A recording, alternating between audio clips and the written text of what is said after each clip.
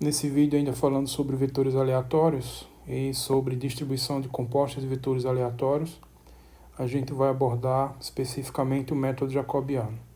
Então o que eu vou fazer é simplesmente mais alguns exemplos ilustrando o método jacobiano, e também vou deixar alguns exercícios e vocês devem complementar, né, o estudo desse método com mais exemplos e mais exercícios. Os livros do Barry James e do Marcos Magalhães são duas fontes boas para esse estudo. Bom, então como exemplo aqui, sejam x e y variáveis aleatórias I e D, são identicamente independentes identicamente distribuídas, então quer dizer que as variáveis são independentes e têm a mesma distribuição, com distribuição, no caso, exponencial com parâmetro 1.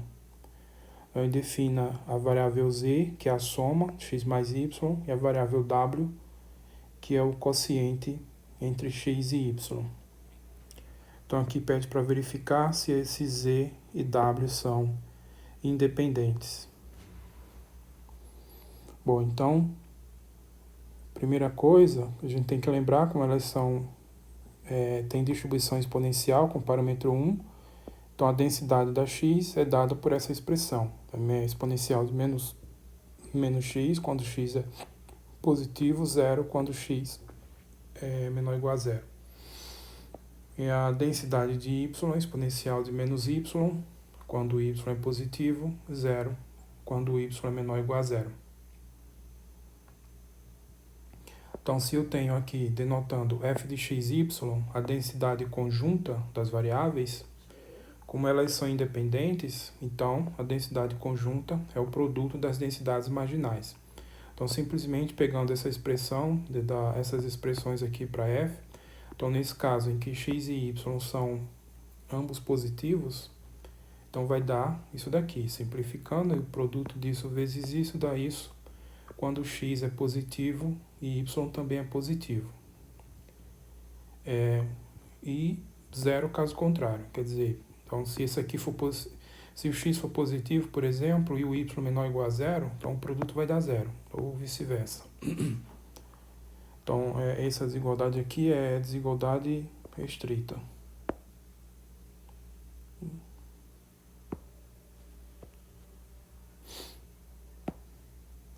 Bom, então a gente tem a densidade conjunta, veja que ela não foi dada explicitamente, ela foi dada através dessa informação, que as variáveis são independentes e identicamente distribuídas com a distribuição exponencial.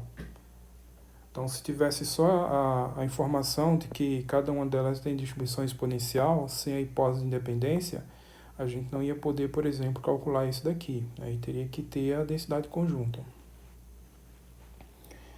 Bom, seguindo uma observação, observe que a probabilidade do vetor pertencer a um conjunto G é 1, onde esse G é o primeiro quadrante. Só ilustrando aqui na figura, nessas figurinhas. Então aqui eu tenho o plano cartesiano, o plano XY, e eu tenho aqui o primeiro quadrante. Então observe que a densidade conjunta, ela só é positiva, ela só é não nula no primeiro quadrante. Fora do primeiro quadrante ela é 0. Então G é esse primeiro quadrante todo, estou chamando ele de G. Então qualquer região do plano que tiver interseção nula com o primeiro quadrante, a probabilidade desse vetor aleatório cair nessa região, qualquer que seja a região aqui, interseção nula com o primeiro quadrante, interseção vazia, essa probabilidade é 0.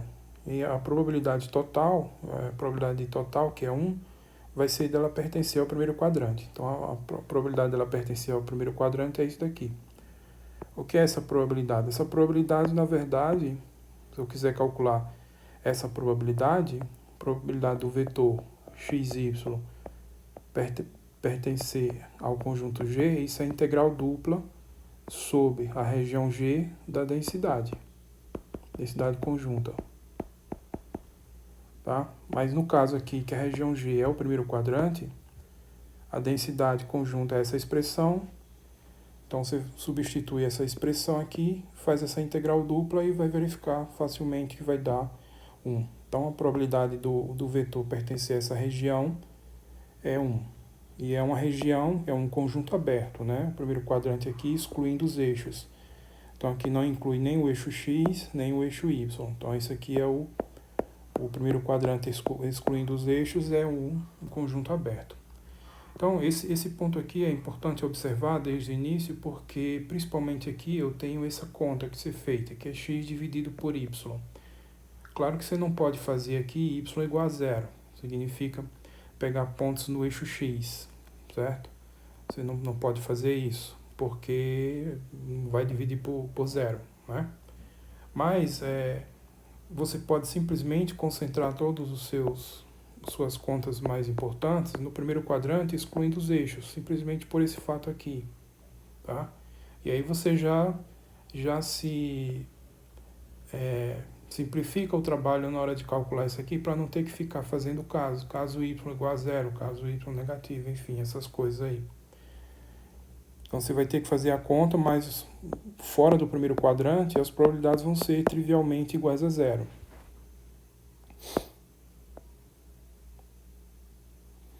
Bom, então com essas observações sobre essa região, a gente tem também a aplicação. A aplicação que a gente trabalhar, ela é dada explicitamente pelas as compostas aqui, as variáveis, né? A z, que é essa soma, e a w, que é esse quociente.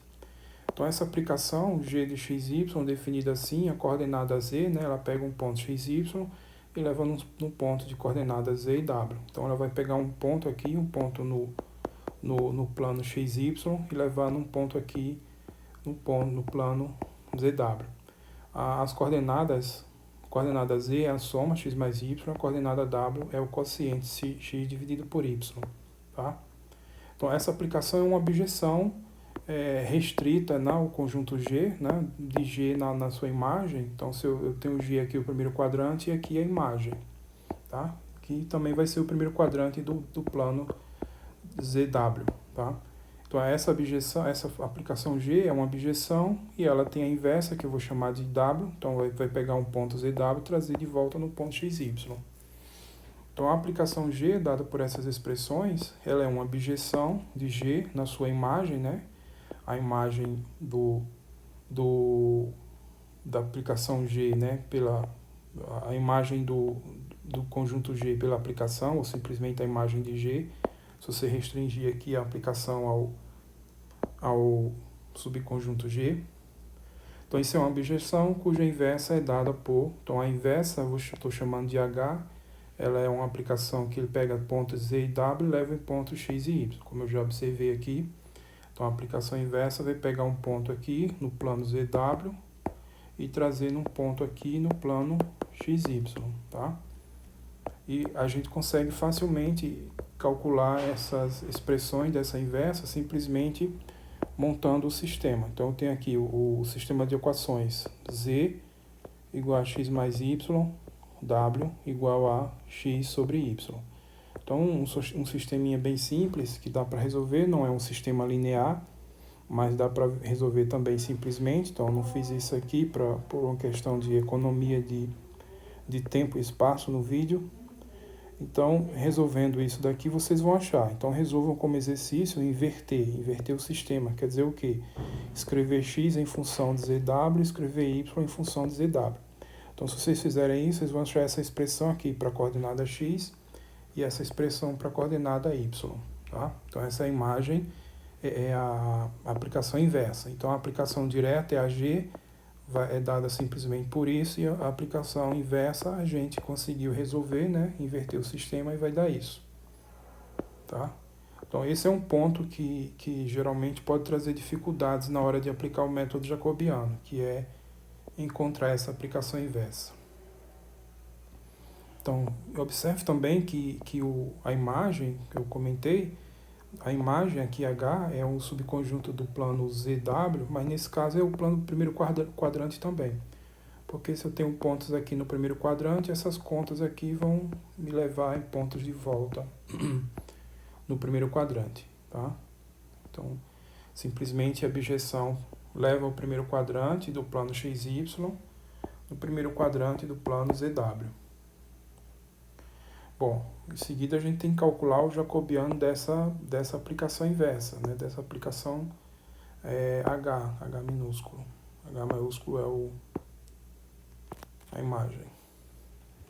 Bom, a aplicação, o jacobiano da aplicação inversa, né, por definição, usando essa notação aqui, o jacobiano da aplicação H calculado no ponto ZW.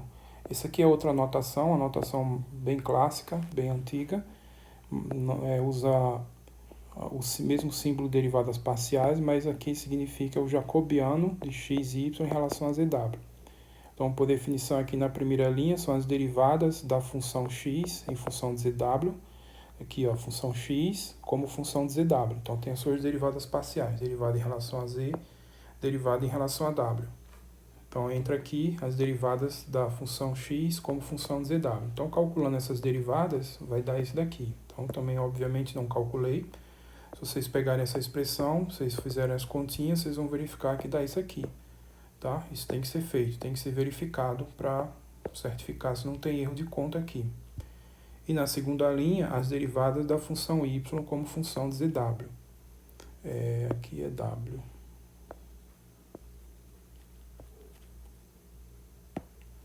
Então aqui, ó, a y como função de z e w, derivo parcial em relação a z, também parcial em relação a w, para essas entradas, e vai dar essas funções aqui. Então isso precisa ser conferido. Em seguida eu calculo esse determinante, que é bem simples aqui, né, um determinante de ordem 2. Então, calculando esse determinante, simplificando o que for possível, eu chego nessa expressão. Menos z sobre w mais 1 ao quadrado. Então, para aplicar o método jacobiano, a gente precisa que o jacobiano seja não nulo, né, na região aí no caso. Então, nessa região aqui. Então, como a gente está no primeiro quadrante, tanto a coordenada z quanto a coordenada w são positivas. Então, essa conta aqui nunca vai dar um número, nunca vai dar zero. Tá? Na verdade, vai dar sempre um número negativo, mas isso não importa. O que importa é que seja diferente de zero. Então, o jacobiano é diferente de zero para todo ponto ZW da imagem H. Então, a gente pode aplicar o método jacobiano, que aí vai dar a densidade de z e w, né, do vetor, densidade do vetor ZW, é quem? É a densidade de x e y, essa densidade conjunta aqui, essa expressão aqui. A densidade é a densidade do vetor x e y, só que calculado, no lugar de x, eu coloco a função. Aqui, no lugar de y, essa função. Então, aqui, ó, no lugar de x, essa expressão. No lugar de y, essa expressão. Então, aqui na expressão da densidade conjunta, onde aparecer x e y, obviamente, eu vou colocar essas funções, que é o resultado da inversão da função aqui, da aplicação g. Então, fazendo essa substituição, e também um módulo do jacobiano, né, que é essa expressão aqui, só que eu vou pegar em módulo, tá? Sempre em módulo. Então, a densidade ZW é o ponto ZW quando o ZW estiver no conjunto H e zero caso contrário.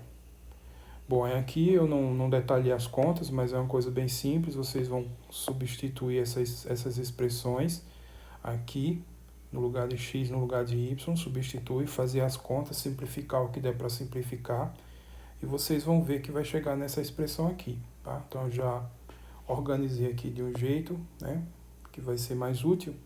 Então, essa vai ser a densidade do vetor ZW. Ela é essa expressão quando z for positivo, quando w for positivo, ou seja, pontos no primeiro quadrante do plano ZW, é essa expressão, e zero caso contrário. Então, essa é a densidade conjunta. Tá? Bom, obtivemos aqui a densidade conjunta do ponto do vetor ZW. Mas para que a gente fez isso? O que o exemplo está pedindo é para verificar se z e w são independentes. Então, tecnicamente, para verificar isso, eu teria que calcular a densidade marginal de z, a densidade marginal de w, e verificar que o produto das duas vai dar a densidade conjunta do vetor ZW. Tá? Esse seria o que tecnicamente eu teria que fazer. Tá? Então aqui eu teria que calcular essa densidade. Então lembre-se que para calcular essa densidade, por exemplo, eu teria que calcular essa integral, f de z, integral de menos infinito a mais infinito da densidade conjunta, ZW, num ponto num ponto z w, integrando aqui em relação a w. Então essa integral aqui, ela é feita aqui com o z fixado, qualquer z número real, você tem que analisar casos, se for o caso, né? Situações diferentes.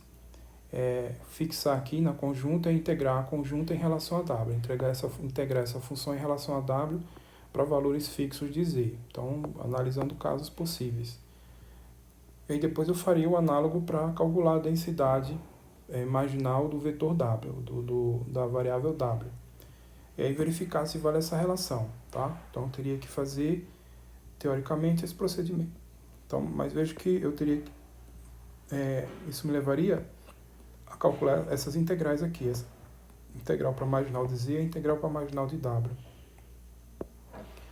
Mas observem, a gente fez aí num vídeo aí para trás, não lembro qual foi, num vídeo aí para trás, a gente observou o seguinte: se a gente tem vamos focar aqui no caso de duas variáveis, se eu tenho uma densidade conjunta e ela se fatora como o produto de duas funções, onde essa F1 é onde essa F1 é uma densidade de probabilidade, a F2 também é uma densidade de probabilidade. Então, se eu tenho uma função de distribuição conjunta, se fatorando aqui como um produto de duas funções, que são, na verdade, densidade de probabilidade, então, automaticamente, essa função que aparece aqui é a densidade marginal da variável x, essa outra automaticamente vai ser a densidade da variável y, e segue também que as variáveis vão ser independentes. Então, resumindo, eu, com a observação, se eu observo isso aqui valendo, desde que essas funções sejam densidade de probabilidade, eu consigo extrair as densidades marginais das variáveis sem ter que fazer os cálculos, tá? Sem ter que fazer os cálculos das integrais. E também extrair a informação de que as variáveis são independentes. Então, a gente estudou isso aí num vídeo aí, falando especificamente sobre densidades de variáveis aleatórias contínuas. Então, vocês podem revisar esse vídeo para ver. E aí, vocês olhando aqui a densidade conjunta do ZW, eu já escrevi ela numa forma fatorada. Então, eu tenho essa função aqui, ó, que é uma função de W, e tenho essa outra função que é uma função de Z. Essa função que está aqui, com Z positivo e 0 com Z negativo, ela é, na verdade, a densidade de uma gama com esses parâmetros. Então, observe que essa função aqui, ó, função de z, f índice 1 de z, como sendo z vezes a exponencial de menos z, a indicadora dos reais positivos, ela é a densidade da gama com parâmetros alfa igual a 2 e beta igual a 1. Aí vocês têm que revisar aí como é a expressão da densidade de uma gama com determinados parâmetros e ver que nesse caso é a gama de uma alfa igual a 2, beta igual a 1.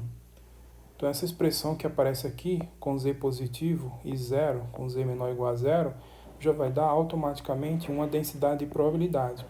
Então, aqui eu já observo que estou nessa situação. Aqui é um produto, né? Obviamente, trocando as variáveis x por z e y por z, por w. Estou com um produto onde uma delas é uma densidade de probabilidade. E essa outra aqui também é uma densidade de probabilidade. Ela só não tem um nome específico, mas já inclusive apareceu como exercícios. Então, essa f índice 2 de w, essa expressão aqui, 1 sobre w mais 1 ao quadrado, a indicadora dos reais positivos, também é uma densidade de probabilidade. Então, o que eu tenho aqui é o produto de duas densidades de probabilidades, no caso aqui positivo, tá? E no caso negativo é tudo zero, tá? Então, automaticamente, eu tenho que essa função de densidade conjunta, ela se fatora como produto de duas marginais. Então, automaticamente, essa função que aparece aqui vai ser a densidade marginal da z, né? No caso z positivo, e no caso z menor ou igual a zero, ela vale zero. E essa outra aqui é a densidade da variável da marginal, na marginal de w, no caso w positivo, e zero no caso w menor ou igual a zero. Tá? Então, se vocês quiserem calcular essas integrais, calcular a marginal de z e a marginal de w, através da integral, vocês vão verificar que vai dar isso, tá? Mas eu estou aproveitando o exemplo para esse tipo de argumentação que evita de gastar tempo calculando essas integrais, que às vezes pode dar um pouquinho mais de trabalho. Simplesmente você já observa, ah,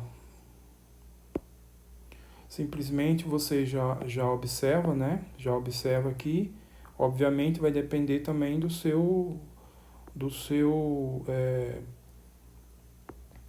quanto que você conhece de densidade específica. Então aqui você tem que olhar, não, já vi essa densidade em algum lugar. Então você vai lá, desconfia que é uma gama, então vai lá e confirma. Essa outra aqui você também já viu, ela só não tem um nome, mas ela apareceu como exercício. Então inclusive vocês fizeram esse exercício, que apareceu uma densidade desse tipo aqui. Bom, então com isso, então essa aqui é uma densidade de probabilidade, essa outra aqui, né, essa outra expressão, e vale essa fatoração, como eu comentei. Então logo, Z e W são variáveis independentes, com a f de Z, a marginal de Z sendo essa expressão, e a marginal de W sendo essa expressão. Então Z vezes a exponencial de Z, a indicadora dos reais positivos no Z, então quer dizer o que essa indicadora? Quando Z é positivo, isso aqui vale 1, aí fica só essa expressão. Quando Z é menor ou igual a 0, essa indicadora vale 0, aí 0 aqui. E aqui é a mesma coisa, só que com W. Tá? Então, concluindo, a gente respondeu a pergunta, então verificar que elas são independentes, aí foi obtidas as marginais, tem que ser obtidas de qualquer jeito, tá? Seja através desse tipo de raciocínio, ou seja, deduzindo mesmo, né, calculando essas densidades marginais por integração, tem que ser obtidas para se verificar se vale a fatoração. Bom, vamos mais um exemplo aqui, agora um exemplo com 3 variáveis, x, y e z, variáveis i e d, são independentes, identicamente distribuídas, com distribuição, no caso exponencial, um parâmetro lambda. Então, calcula a densidade conjunta do vetor U, V, W, né? Densidade conjunta de U, V e W, onde U é igual a x, V é igual a x mais y e W é igual a x mais y mais z. Então, as ideias são as mesmas, né? O roteiro é essencialmente o mesmo, que a gente tem que a diferença só aqui no caso está trabalhando com vetor de dimensão 3. Então, obtendo as densidades de cada uma delas, como ele já está dizendo aqui que são identicamente distribuídas com o parâmetro lambda, então a expressão vai ser a mesma, só mudando o argumento. Então, a densidade de x, lambda exponencial de menos lambda x, com x positivo, 0, x menor ou igual a 0. Então, a mesma coisa aqui para y, só que aqui usando a variável y, e a mesma coisa aqui para a variável z, para a variável aleatória z, só mudando aqui o argumento z. Tá? A cara das densidades é a mesma, só muda a letra aqui do argumento da função. E aí, como elas são independentes, a densidade conjunta das 3 variáveis x e y, ou a densidade do vetor x e y, é o produto. Então, a densidade conjunta de x, y, z é dada pelo produto aqui. Então, a densidade conjunta de x, y, z no ponto x, y, z é o produto. A marginal de x pela marginal de y pela marginal de z. Então, você tem que quebrar em casos, né? Então, se os três números forem positivos, x, y, z forem positivos, você vai multiplicar isso daqui, simplificar e vai dar essa expressão. Então, essa expressão, quando x é maior que 0, y é maior que 0. Se um deles não for positivo, então o valor da densidade correspondente é 0, então esse produto aqui vai dar 0. Então essa densidade conjunta é essa expressão, quando as 3 variáveis são positivas, e 0 caso contrário. Então isso aqui no caso, no sistema de coordenadas cartesianas tridimensionais, é o primeiro octante do sistema. Então, por exemplo, colocando aqui esse sistema tridimensional, o eixo x, o eixo y, o eixo z. Então, esse cubo aqui está representando o primeiro octante aí no caso, né? Então, qualquer ponto aqui nessa região, a densidade vale essa expressão. Pontos fora dessa região, a densidade vale 0. Então, por exemplo, qualquer região fora do primeiro octante, quando você for fazer uma integral, no caso aqui uma integral tripla, essa integral vai dar zero. Então, se eu fosse calcular a probabilidade de cair, digamos, aqui nessa parte de baixo, uma região aqui na parte de baixo, tem integral tripla sobre essa região da densidade, só que a densidade é zero, então é tudo zero. Mesma coisa para qualquer um dos outros 7 octantes. Então, também observe, sendo G aqui é o primeiro octante, é o conjunto dos pontos x, y, z do espaço, em que x é positivo, y é positivo e z é positivo. Então, esse vetor pertence a essa região com probabilidade 1. Quer dizer que o vetor está aqui, né, com a probabilidade total, está no primeiro octante com a probabilidade total. A probabilidade total é 1. Qualquer outra região fora do primeiro octante, que não tenha interseção com o primeiro octante, a probabilidade de ele pertencer a essa região vai ser zero, vai ser nula. Tá? Então, eu tenho isso. E essa aplicação agora de 3 variáveis, x, y, z, que vai num ponto U, V e W. Então, uma aplicação G de 3 variáveis, x, y, z, vai num ponto U, V e W. Então, aqui eu tenho um sistema de coordenadas tridimensional, né, x, y, z, e aqui um sistema de coordenadas U, V, W. Tá? Então, essa função aqui pega os pontos x, y, z e leva nos pontos U, V, W. No ponto U, V, W, um ponto aqui. Agora, qual é a expressão aqui? A coordenada U é igual à coordenada x. A coordenada V é a soma x mais y. A coordenada W é a soma x mais y mais z. De onde vem isso? Vem das expressões aqui, dos vetores das variáveis aleatórias que a gente está trabalhando. Então, essa é a aplicação. E ela é uma abjeção de G, né, do G aqui é o primeiro octante, em W, que é a imagem. A imagem, no caso, também vai ser o primeiro octante aqui do plano do sistema UVW, tá? Então, parecido com o que aconteceu aqui, só que ao invés de estar trabalhando no plano, está trabalhando no espaço de dimensão 3. Essa aplicação aqui, no caso, na verdade, ela é bem simples, porque é uma aplicação linear. Então, tem poucas coisas de dificuldade nela, simplesmente com uma aplicação linear. Então, uma transformação linear. Então, essa é uma aplicação de G em W, cuja inversa então a inversa, H, faz o contrário. Então, ela pega um ponto UVW, do sistema UVW, e traz no ponto XYZ do plano do sistema XYZ. Então, essa é uma abjeção do G no H, e H é a imagem, cuja inversa é essa daqui. Aí de onde que obtém essa inversa? Resolvendo o sistema. Vocês têm um sistema aí, sistema U igual a X, V igual a X mais Y, W igual a X mais Y mais Z. Então, resolvendo esse sistema, então vocês vão achar essas expressões aqui. Aqui, com relação a X não tem o que fazer, é direto, X igual a U. Com relação a Y vai dar isso aqui, Y igual a V menos U. E com relação a Z vai dar isso daqui, Z igual a W menos V. Então, H pega um ponto UV e leva nos pontos U, V menos U e W menos V, tá? Resolvendo esse sistema aqui, que é bem simples de ser resolvido. Não tem dificuldade com relação à resolução desse sistema. Então, essa é a inversa. E a imagem de H pela G também é esse conjunto aqui, ó. Não é o primeiro octante, como eu tinha falado, mas é esse conjunto aqui. Bom, que conjunto é esse? Bom, primeiro vamos observar o seguinte, ó. Eu tenho aqui U igual a X, e eu tenho V igual a X mais Y, sendo que V é positivo, Y é positivo. Então, eu vou ter o quê? V é maior que X, só que X é igual a U. Então, eu tenho V maior que U. Então, eu tenho essa relação aqui, ó. V maior que U. E U é maior que zero, porque U é igual a X e X é maior que zero. No conjunto G. Nesse conjunto G. Nesse conjunto G aqui, o X é positivo. Como X é igual a U, então U também é maior que zero. Então, dessa relação, eu tenho que V é maior que U. Dessa relação também, eu tenho que V é maior que W é maior que V. Por quê? porque x mais y é igual a v. Então, essa expressão aqui é v. E eu estou somando com o número z, que é positivo. Então, esse resultado é um número que é maior que v. Então, eu também tenho w maior que v. Tá? Então, w maior que v.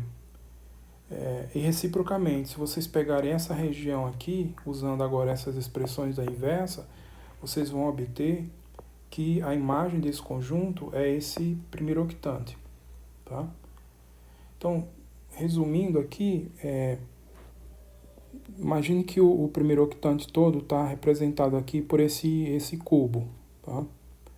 Imagine aqui. Então, esse cubo ele vai ser transformado nessa figura aqui. Essa figura aqui é uma pirâmide, né? Um pouco aqui a base dela tá para cima, né? Se vocês inverterem aqui, a base fica para baixo. Aí é uma pirâmide. Então, essa pirâmide, na verdade, é esse pedaço aqui do cubo. Simplesmente esse pedaço do cubo, né? Que eu retirei, tá? Eu retirei aqui. Então, essa figura aqui é exatamente essa, tá? Então, o que é essa figura? Essa figura é a imagem desse cubo por essa transformação. Como é que a gente obtém isso? Bom, vocês fazem um estudo eixo a eixo. Então, vocês fizerem, por exemplo, qual é o resultado de eu aplicar a transformação G? Quem é a transformação G? A transformação G é isso daqui. Então, qual é o resultado de eu aplicar a transformação G nos pontos do eixo X? Os pontos do eixo X eu tenho coordenada y e z igual a zero. Então, os pontos do eixo X, U é igual a X, o Y é zero, então V é igual a X também, o Y e Z são zero, então W é igual a X também. Então, no sistema UV, o eixo X ele é transformado nessa reta aqui, U igual a V igual a W, essa reta. Essa reta é essa reta aqui, ó, essa reta. Que aqui no cubo é essa diagonal do cubo, que vai desse vértice a esse outro vértice oposto. Então, essa reta é a reta U igual a V igual a W, tá? Então, o eixo X ele é transformado nessa reta aqui, essa reta no sistema UV, U igual a V igual a W, tá? Se vocês agora fizerem, por exemplo, aplicar essa transformação G no eixo Y, o que acontece? No eixo Y é x e z que valem zero. Então, x é zero, então u vai valer zero. V igual a y, isso aqui é zero, né? Então, v vai ser igual a y. Então, x e z valem zero, então w também vai ser igual a y. Então, isso aqui, na verdade, é essa diagonal aqui, ó. Essa reta aqui é a reta v igual a w. E u é zero porque está no plano v, tá? Então, o eixo y ele é transformado nessa reta. Essa reta é essa diagonal desse cubo. Nessa face aqui, ó, nessa face que está aqui atrás, essa diagonal ligando esse quadrado, então é essa reta aqui. Então, o eixo y ele vai ser transformado nessa reta aqui, ó, a reta v igual a w, no plano UV. O eixo z agora, quem é igual a zero é x e y. Então, x é zero, então u vai ser zero, y é zero, então v vai ser zero, então u e v valem zero, então aqui zero e fica w igual a z. Então, nesse caso, simplesmente o eixo z é o próprio eixo w. Então, nesse caso, essa aresta do cubo, essa aresta desse cubo, é transformado nessa aresta aqui, tá? Então, resumindo, é o que eu falei, essa figura aqui, posso até ilustrar isso aqui, deixa eu fazer aqui assim.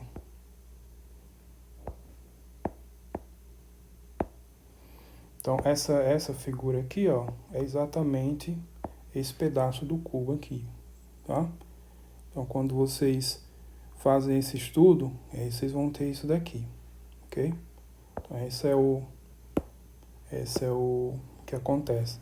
Então, o primeiro octante todo, esse cubo aqui tá representando tá aqui só para representar, para facilitar o estudo, mas o primeiro octante todo, que é uma região ilimitada, né? Toda essa região limitada, ela vai ser transformada nessa figura aqui, que ela é ilimitada aqui para cima, ela segue aqui para cima, tá? Ela é limitada por essas faces aqui, né? Mas a parte de cima ela é ilimitada, tá? É uma espécie de é uma pirâmide, mas aqui na parte da base não tem limitação, porque simplesmente aqui não vai ter limitação, tá? Não vai ter limitação. Bom, vocês podem brincar de fazer, pegar outras retas aqui, né? Por exemplo, pega essa reta aqui, essa aresta do cubo, essa outra, essa outra, essa outra, e aplica a transformação G para ver o que vai dar aqui, tá?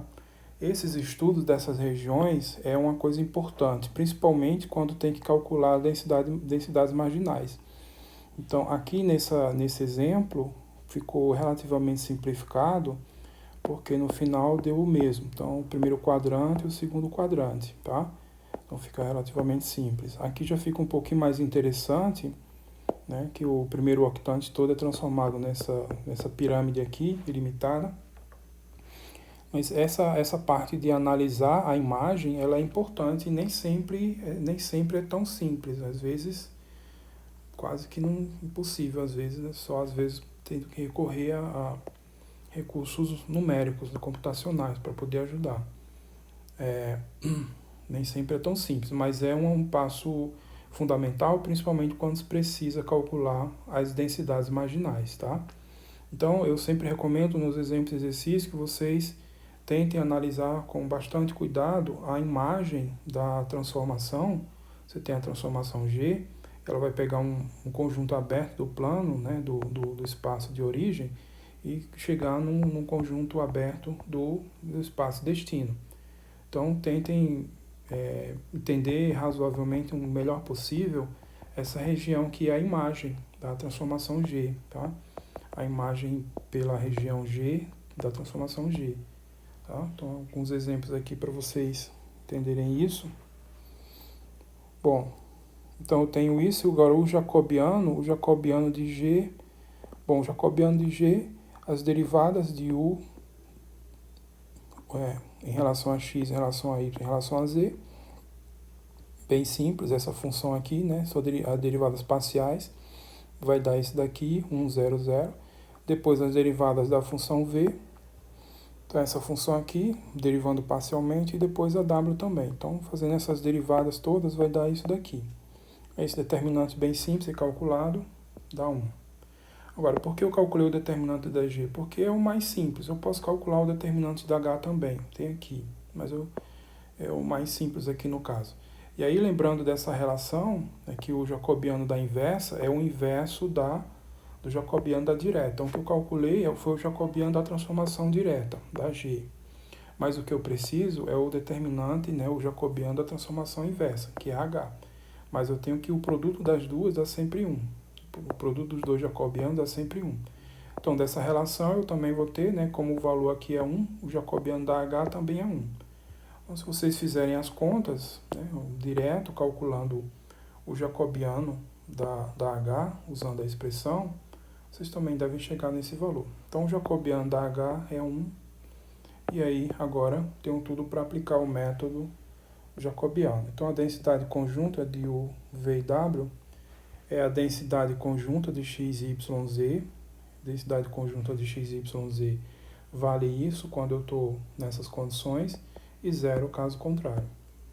Então, ela é a densidade conjunta da x, y, z, não no ponto x, y, mas nas inversões aqui, ó.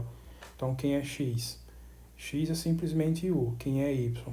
Y é o v menos u. Quem é w? Quem é z?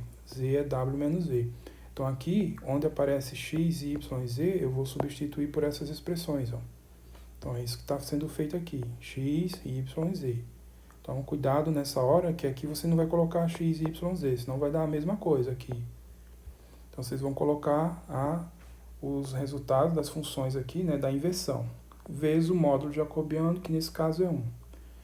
Bom, aí substituindo essas expressões aqui, e simplificando a conta, eu não fiz, vocês confiram como exercício, vocês vão ter simplesmente essa expressão. Então, w ao cubo, que é o que já tinha aqui, w ao cubo, depois simplificando tudo, vai ficar menos, lambda ao cubo, exponencial de menos lambda vezes w. Quando o ponto estiver na imagem. Quem é a imagem? A imagem é essa região. E essa região ela é dada por essa expressão aqui, ó. Tá? Então, f de u VW é essa expressão, quando eu estiver nessa região H, pode ser resumida por essa expressão, zero caso contrário. Então, essa região, ela não é o primeiro octante todo, não, tá? Ela é só esse pedaço. Então, se o primeiro octante todo fosse esse cubo, essa região seria só esse corte aqui, ó, essa figura, esse sólido aqui, essa pirâmide de cabeça para baixo. Então, cuidado que não é o primeiro octante. Bom, então eu tenho isso. Bom, o exemplo pedia para calcular a densidade conjunta. Então, isso que foi feito usando o método jacobiano. Mas agora, para aproveitar o exemplo, então eu deixo aqui como exercício. Verifique se U, V e W são independentes, tá? Então, o que vocês têm que verificar? Se essa densidade conjunta, que é a densidade conjunta de U, V e W, se fatora no produto das marginais. Então, se F de U, V, W vai ser o produto da marginal de U, vezes o produto da marginal de V, vezes a marginal de W, tá? E aí, obviamente, para fazer isso, vocês vão ter que calcular a marginal de U, a marginal de V e a marginal de W.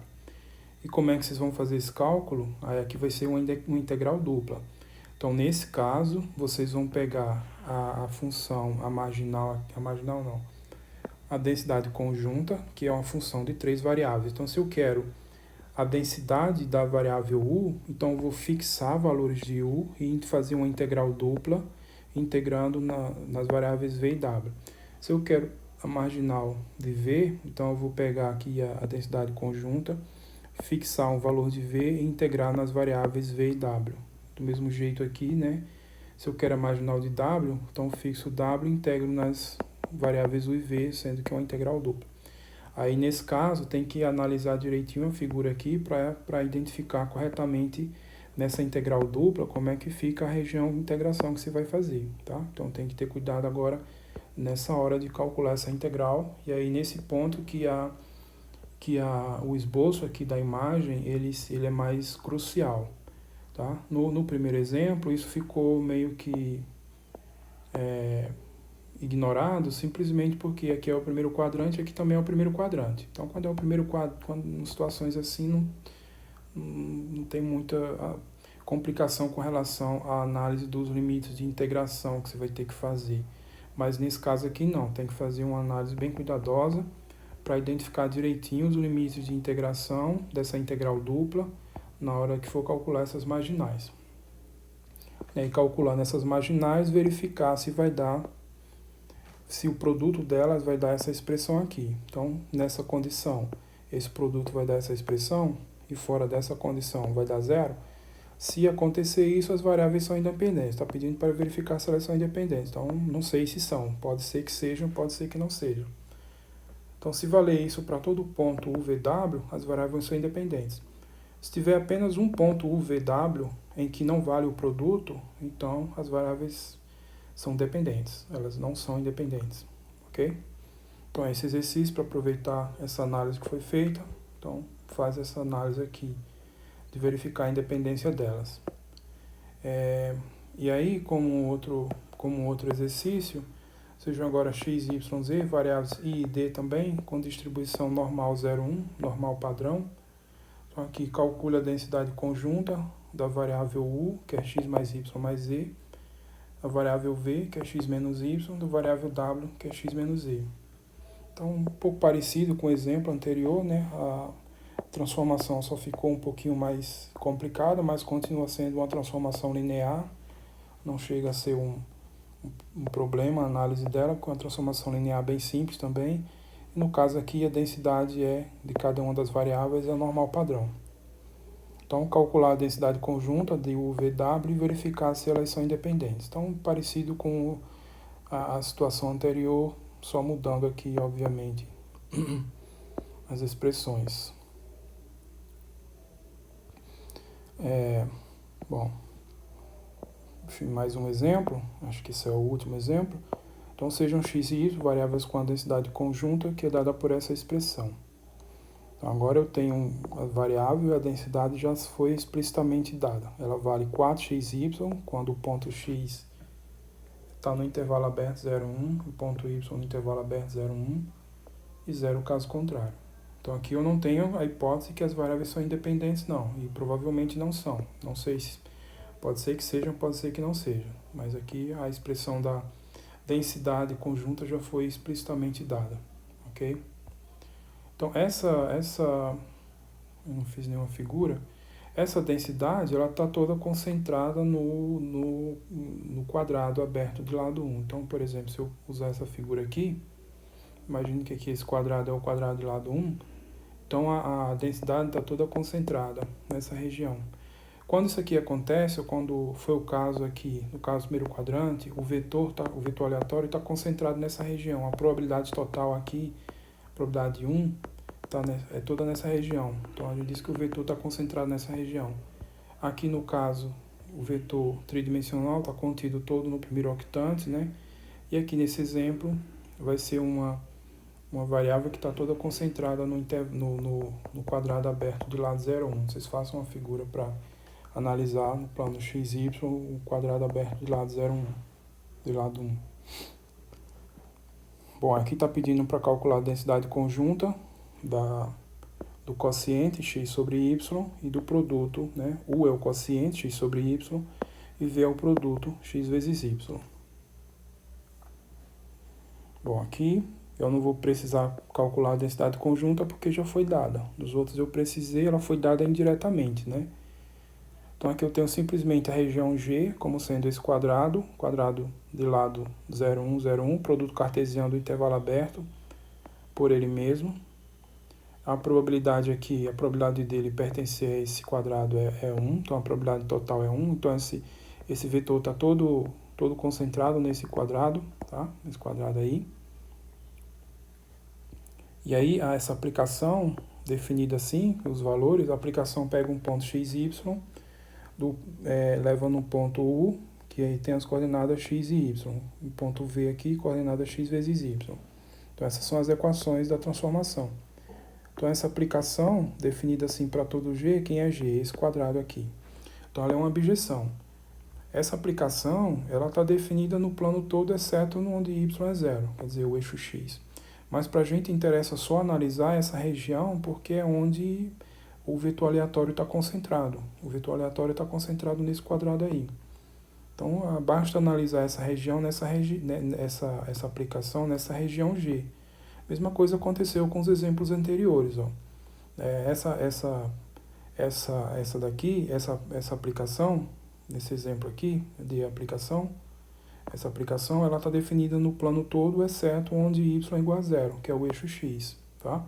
Mas como o vetor está concentrado todo no primeiro quadrante, eu posso restringir essa aplicação a essa região G, que é exatamente o primeiro quadrante. E aí, nesse caso, ela fica uma abjeção. Tá? Analogamente foi o que aconteceu com esse exemplo do tridimensional, onde a aplicação G aqui é essa aplicação. Essa aplicação aqui, no caso, é uma aplicação linear, então uma transformação linear, ela está definida no R3 todo. Mas para a gente, basta considerar só o primeiro octante, por quê? Porque o vetor aleatório, né? O vetor aleatório está todo concentrado nessa região aqui, Então, isso é o que acontece muito comumente, vai depender, obviamente, das variáveis. Nesse exercício aqui, a gente não tem isso não, aqui a gente vai considerar realmente o R3 todo, porque por causa da densidade normal que está definida na reta toda, então o vetor vai estar definido no R3 todo, então ele está concentrado em nenhuma sub-região, tá?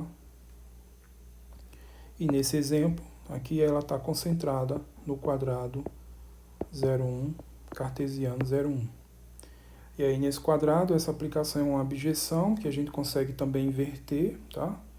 Essa é uma abjeção de G na imagem, H é a imagem de G, e a inversa, que é simples de fazer a inversão, de novo é só montar as equações aqui, ó, eu tenho U igual a x vezes x sobre y, e V igual a x vezes y. Então, resolvendo esse sistema aqui, para isolar a variável x em função das variáveis u e v, isolar a variável y em função das variáveis u e v, então vocês vão obter a inversa. Então, fazendo isso, vocês confiram as contas, vai ter isso daqui, ó. A variável x em função de u e v é uv elevado a meio, ou raiz quadrada de uv. E a variável y é o v sobre u elevado a meio, ou raiz quadrada de u sobre v. Tá? Então, essas são as equações da inversa da g. E aí o jacobiano, né? O jacobiano, aqui o jacobiano da transformação é h minúsculo. O jacobiano da transformação, só pegar essas funções aqui e derivar derivada parcial. Derivada de x em relação a i, derivada de x em relação a v, derivada de y em relação a u, de y em relação a v, né? Aqui também x em relação a u. Então, o jacobiano da h, então aqui colocando e fazendo as contas, vocês confiram também direitinho, vai achar esses valores. Esse determinante calcula facilmente, simplificando vai dar isso. Então, esse é o jacobiano da expressão. E ele é diferente de zero, tá? Aqui diferente de zero nesse caso aqui, né? Porque o U é sempre diferente de zero. Quem é o U? É esse daqui, ó. Então, tanto x quanto y são pontos maiores que zero, menor que 1. Então, essa conta aqui, na verdade, é sempre maior que zero, tá? Então, esse valor aqui é sempre maior que zero, em particular diferente de zero, que é o que a gente precisa sobre o jacobiano para aplicar o método jacobiano. Portanto, a densidade conjunta de UV, né, é simplesmente a densidade conjunta de x e y, que foi dada explicitamente, tá? Dada explicitamente nesse caso. Calculadas, só que eu troco o x pela função, né, da inversão, o y também pela função da inversão, e aqui o módulo do jacobiano, que é o módulo disso aqui que vai dar o próprio. Então, fazendo essas contas aqui, ó, substituir, então 4 no lugar de x, no lugar de x, no lugar de y, coloco quem? No lugar de x essa expressão, no lugar de y essa expressão, e o módulo do jacobiano, que é isso aqui. Então, vale essa expressão quando o ponto UV pertencer à região H, que é a imagem, quem é H? Região H é a imagem da região G pela transformação G. Quem é a região G é esse quadrado unitário aí, que eu não fiz esboço para ele. Vocês façam esboço para ele. Então, a imagem desse quadrado unitário pela aplicação G, eu estou chamando de H. Então, 4, essa expressão aqui, né? Nesse caso, 0 no caso contrário. Simplificando tudo, vai dar isso daqui. Então, a inversa, a densidade conjunta de UV, ela é 2 vezes, né, essa expressão vem da simplificação, aí vocês confiram. Então, ela é esse valor quando o ponto UV estiver na região H, 0, caso contrário. Bom, o exercício pediu para calcular, né, o exemplo pediu para calcular a densidade conjunta, calcula a densidade conjunta. Fizemos isso pelo método jacobiano. Aproveitando aí o exercício, eu vou deixar aqui como exercício para vocês esboçar a imagem da região G, que eu chamei de H, né? Então, esboça a região H, a imagem do quadrado 0,1 cartesiano 0,1 pela aplicação G. Então, aqui eu deixei como exercício isso para vocês. Então, esse ponto aqui eu não fiz, né? Mas exatamente para esse exercício. Então, esboça essa região e calcula as densidades marginais. Então, vocês vão precisar desse esboço dessa região para identificar direitinho os limites de integração na hora de calcular a densidade marginal, tá? E aí, uma vez calculadas essas densidades marginais, verificar se U e V são independentes. Então, vocês vão ter que calcular, por exemplo, a marginal de U, a FU no ponto U, é essa integral imprópria. É a marginal UV, né, dV. Então, vocês vão calcular isso para todo U na reta. Aí vocês vão ter que ver se precisa separar em caso, se não precisa. Como é que fica aqui no caso? Aqui é a fórmula genérica, né, a integral imprópria, mas dependendo de como ficar essa região aqui, os limites de integração aqui, vocês têm que fazer uma análise cuidadosa, tá? Então, isso para fazer essas contas é fundamental esse esboço aqui. Tá? E depois vocês vão fazer a marginal de V, analogamente, né? Então aí vocês vão precisar aqui de uma figura para identificar corretamente os limites de integração. Então, isso aqui é genérico, mas na hora, dependendo do que acontece com a função, porque veja que essa função ela vai ser essa expressão quando o ponto estiver na região H, que é a figura que vocês vão esboçar, e zero caso contrário. Então isso vai afetar na hora de calcular essa integral, e a mesma coisa para V. Então esse ponto é importante, eu não fiz aqui, que é para vocês também poderem fazer isso.